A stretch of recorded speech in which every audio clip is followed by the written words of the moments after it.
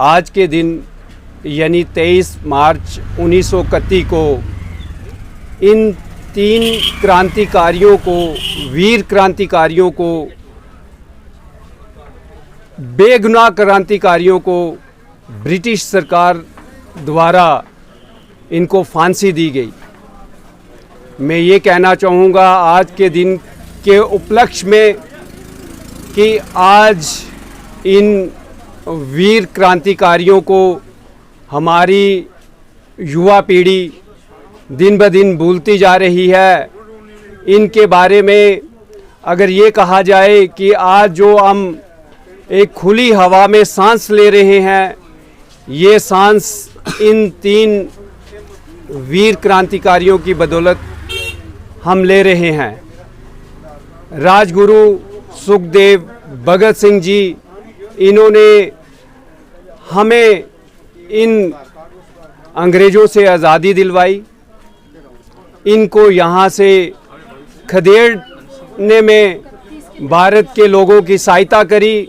और सबसे बड़ी बात ये बात बताऊं कि राजगुरु सुखदेव और भगत सिंह, इनको ब्रिटिश सरकार ने 24 मार्च को इनको फांसी पर चढ़ाने के लिए बोला था।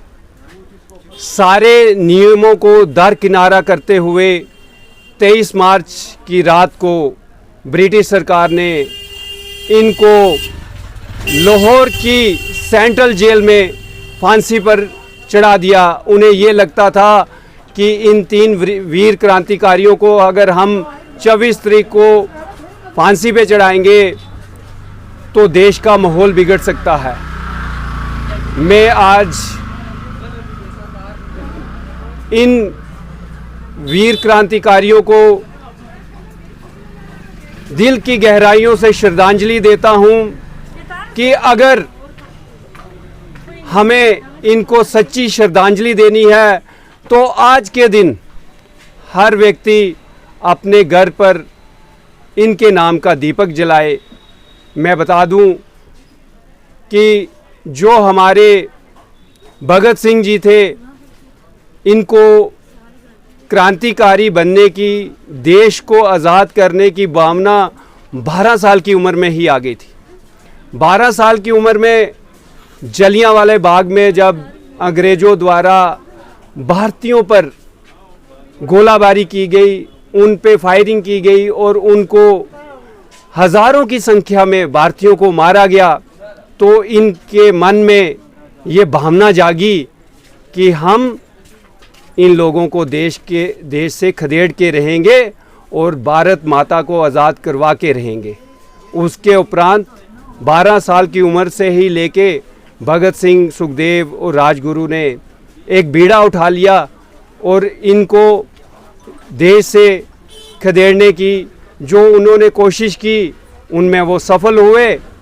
आज आखिर में मैं यही बोलूँगा कि इस दिन को अगर शहीदी दिवस के रूप में मनाया जाता है, इसी कारण क्योंकि आज के दिन ये 3 भारत माता के सपूत शहीद हुए थे। के उपलक्ष्य पे एक मैसेज देना चाहूँगा कि प्रति एक भारतवर्ष में रहने वाला व्यक्ति अपने घर में आज उन शहीदों, उन वीर सपूतों के नाम का एक दीपक अपने घर में जलाएं और उन्हें नमन करें, क्योंकि आज ही के दिन 23 मार्च 1931 को शहीद भगत सिंह जी, राजगुरु जी और सुखदेव जी ने हंसते हंसते अपने प्राणों की आहुतियाँ दी और उनने फांसी के फंदे को चूम लिया। लेकिन इस देश की आन बान और शान के लिए, इस देश की आज़ादी के लिए अपने प्राणों की आहुतियाँ दे दी। मैं नमन करते हुए, उन वीर सपूतों को नमन करते हुए समस्त देशवासियों से प्रार्थना करूँगा,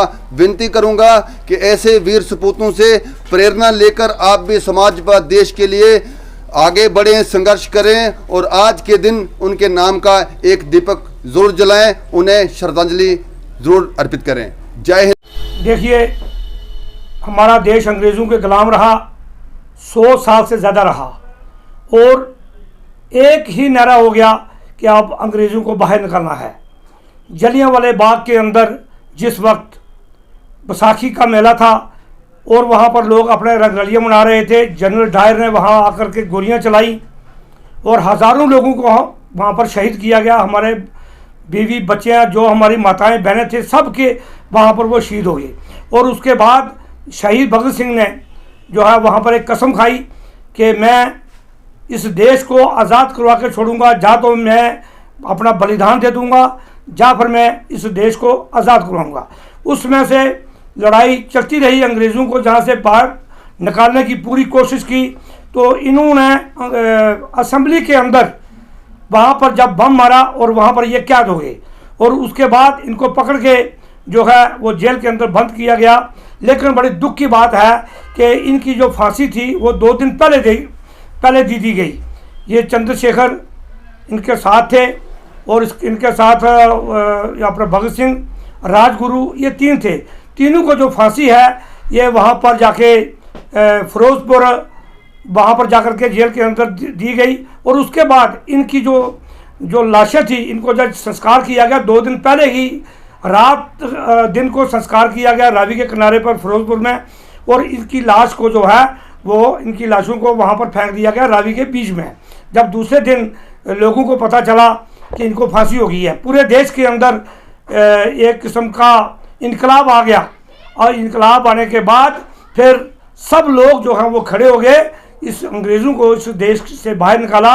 हम इन लोगों की कुर्बानियों को नहीं भूल सकते, क्योंकि इन लोगों की कुर्बानियों से ही हमें आज़ादी मिली है। इन लोगों की कुर्बानियों से आज हम जो जहाँ पर लोग रह रहे हैं। एक बार फिर मैं आज के इस दिन के ऊपर मैं चंद्रशेखर आज़ाद और शहीद भगत सिंह, राजगुरु को मैं अपनी तरफ से और अपनी पार्टी की तरफ से रजौरी शहर की ओर से श्रद्धांजलि अर्पण करता हूँ।